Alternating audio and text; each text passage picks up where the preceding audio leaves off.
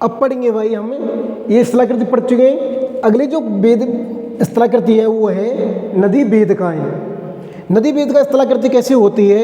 जब कोई नदी मैदानी क्षेत्रों में जब बाढ़ युक्त नदी होती है तो वो नदी बीच में से बड़े आकार में बहती है, फिर धीरे धीरे वो नदी कम होती जाती है। कम होने से किनारों पर जो सीढ़ी नुमा जो स्थलाकृति बनती है उस स्थलाकृति को नदी वेदिका कहते हैं। जैसे ये स्थलाकृति बन रही है सीढ़ी नुमा, ऐसी सीढ़ी नुमा आकृति को नदी वेदिका कहा जाता है। जब नदी बहती है तो बड़ी होती है, फिर बाद में धीरे धीरे घटती है, तो उसको जो किनारे हैं दोनों किनारे पर सीढ़ी नुमा आकृति बनती जाती है।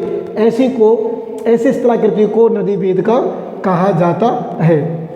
अब पढ़ेंगे निक्षेपात्मक स्थलाकृतियाँ। निक्षेपात्मक स्थलाकृतियों को सामान्यतः 4 होती हैं: बाढ़ का मैदान, डेल्टा, प्राकृतिक तटबंध और जलोढ़ पंख।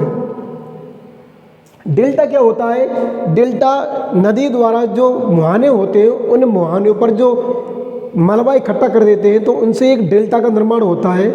ऐसी स्थलाकृति को डेल्टा कहा जाता है। जैसे कोई ये नदी है, नदियों के मुहाने पर जो मैदान जो मलबा अपर्दन जमा जाता है तो एक विशाल स्थलाकृति का निर्माण होता है, उन स्थलाकृतियों को डेल्टा कहा जाता है।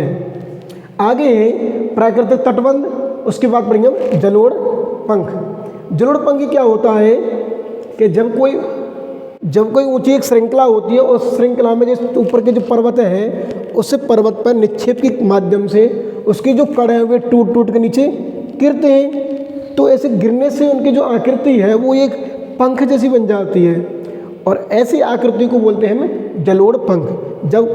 जब किसी ऊंची श्रृंखला पर, ऊंची चोटी पर जो निक्षेप की क्रिया होती है तो उनसे जो छोटे छोटे टुकड़े नीचे की ओर